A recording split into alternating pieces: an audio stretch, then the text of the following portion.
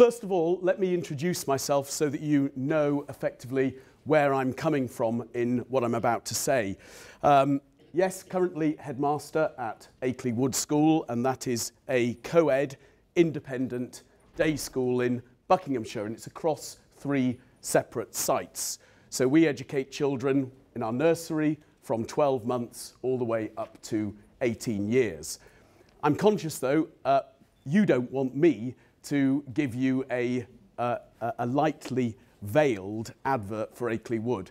So I promise you what I'm going to do is talk in general terms about how you choose and what factors should be at the front of your mind the best education at secondary level for your own children. Before coming to Akeley Wood, I was at Magdalen College School in Oxford, and before that I was at St Albans School. So you can see my background is very much within the independent sector.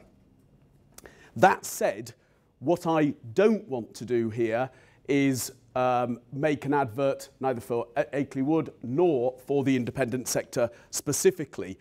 And I think within the present catchment area, there are a number of political hot potatoes, as it were, that I would be best advised to leave and put on one side. So I'm not going to be talking about co-ed versus single sex. I'm not going to be talking about state versus independent. And certainly I'm not proposing to trespass on what I think is an interesting question, to 11 plus or not to 11 plus, with reference to the grammar schools. But nevertheless, I want to focus in more general terms on the key components of a first-class secondary education. So, what should you look for as parents? And equally, what should you look to avoid? Well, throughout my career, I've listened to countless head teachers who've talked with a great deal of enthusiasm, a great deal of conviction about a number of aspects of school life. They've spoken about the academic side of school life. They've spoken about the extracurricular provision, and they've talked about pastoral care. They've spoken about each of those as though they were discrete aspects, separate aspects of school life.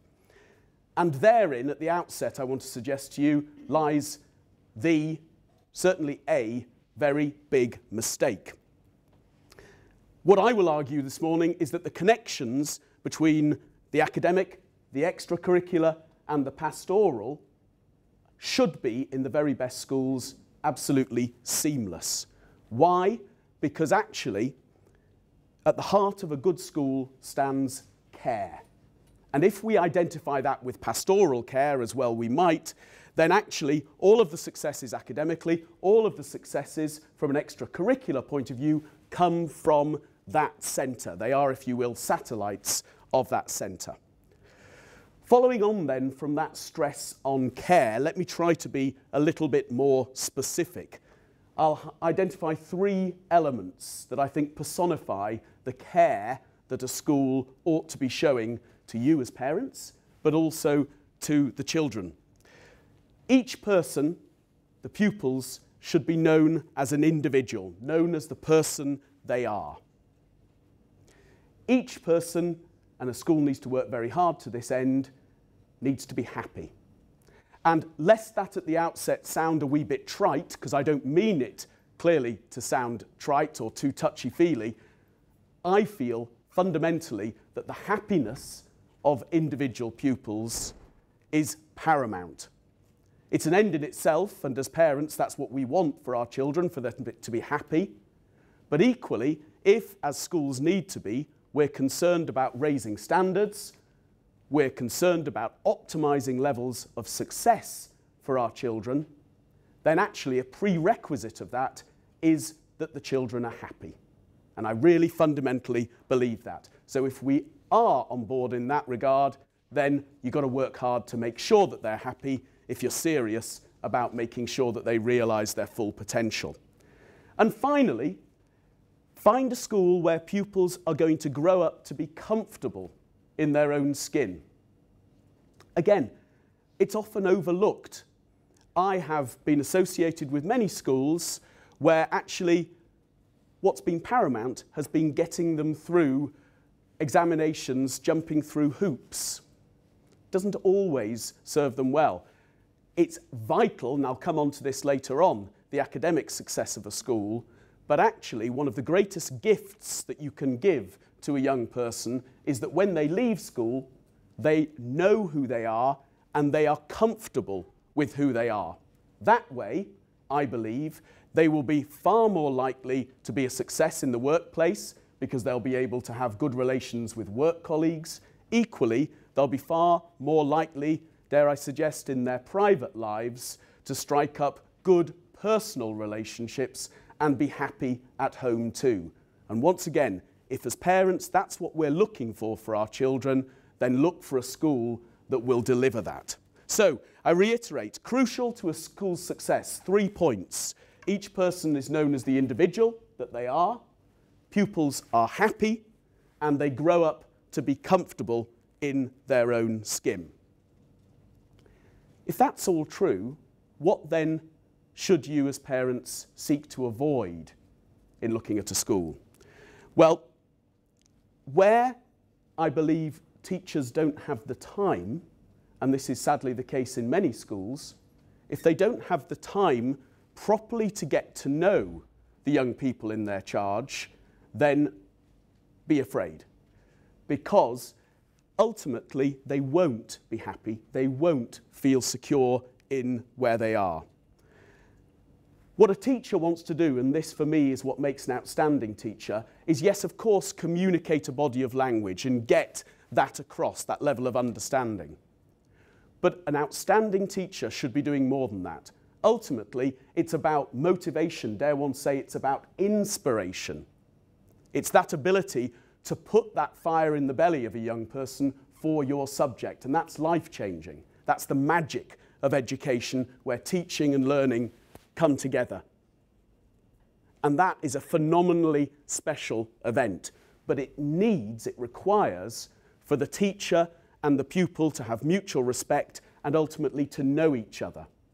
So if a school, sadly, because there are a big number of pupils, because the class sizes are large, I'm thinking about not just class sizes but also ratios of teachers to pupils. So again, look at all of these components when you're choosing a school, because where a teacher has little option but to spend time on crowd control, ostensibly policing young people, rather than getting to know them and teaching and inspiring them, well, you've got a problem. Let me take you straight back to basics, the very beginning of a secondary school career, years 7 and 8. I can't overemphasize how incredibly important I feel those 2 years are. And this is from somebody who actually used to work in university life and came into secondary education focusing primarily on the sixth form. And I'll say now, I do believe that in a senior school with a sixth form, it's the sixth form that needs to be that beacon of excellence to which everything else is aspiring. But of course it begins in years 7 and 8. And it's incredibly important that a school lays the foundations on which they can then build for success at GCSE and A-level in those 2 years. So I'm talking about foundations in literacy and foundations in numeracy. But I'm also talking about something else. It's about learning, and this requires us as teachers to teach young people just what their role in the learning process is all about.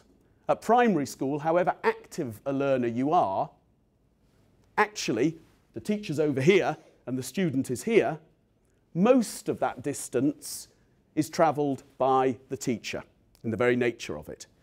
As soon as you get into secondary school, and increasingly as you go along that journey, young people need to be encouraged to take responsibility for their learning, and that means being instructed in what their role actually is.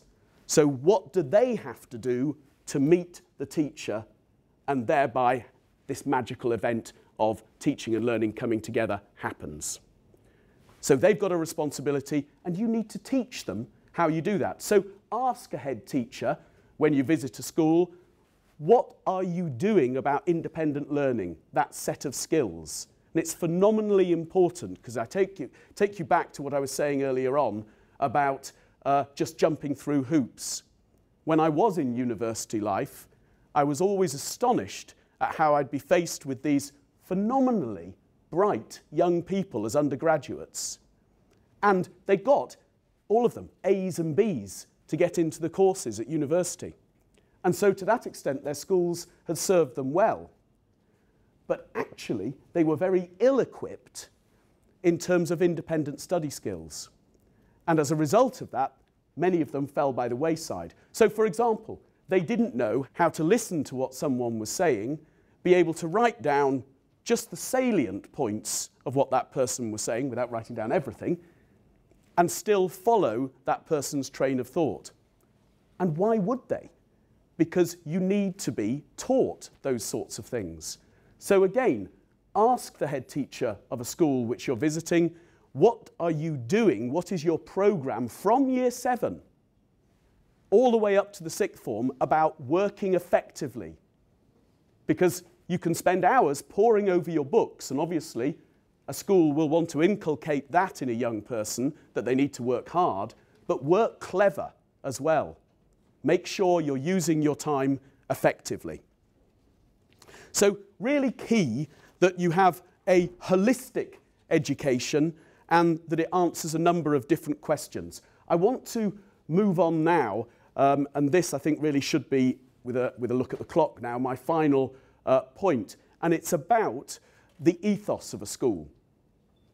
Really, really significant, and it's not something that's easy to measure. So, yes, of course, league tables, terribly important from the point of view of examination results. Although, may I just say, they come with a health warning, because don't just look at raw results and the place that a school has in the league tables. When you visit a school, talk to the head, talk to the director of studies about value added, and demand to have evidence of that school's performance in value added. And for those of you who aren't immediately familiar with that phrase, what that means is, from a baseline of a pupil's performance, so whether a school's cohort is fully comprehensive or whether it's actually highly selective, that's obviously going to impact on their final results. If the kids are all super bright, then of course they should be getting A stars and A's. If actually it's a comprehensive intake, they won't be. But you're not comparing apples with apples. What you've got to make sure is that you find out what the value added is, and essentially what that means is, what is the difference, what has been the impact of that school in turning around the trajectory of a young person's performance from year 7 to year 11 from the point of view of GCSEs, and then again, what's the value added at A level from GCSE to A level. So you want to be looking for a school where the profile would have been that person would have got B's, and actually that school is such that they've transformed B's into A's. So those kind of objective things go with a health warning. But to return to something rather more subjective, the ethos of a school, ask the head teacher, what are their true values? What are their non-negotiables? Up with what will they not put, ostensibly? Really important, because for me, I think you switch kids off if you have a massive rule book and you're forever, as a common room, chasing kids around the school and telling them, don't do this, do this, da, da, da. Get them to take responsibility but engage their cooperation. And what you need for that is a set of key expectations which they need to conform to. And those are the basics, those are the non-negotiables. But if a head scratches his own head and doesn't know how to respond to that question, again, worry.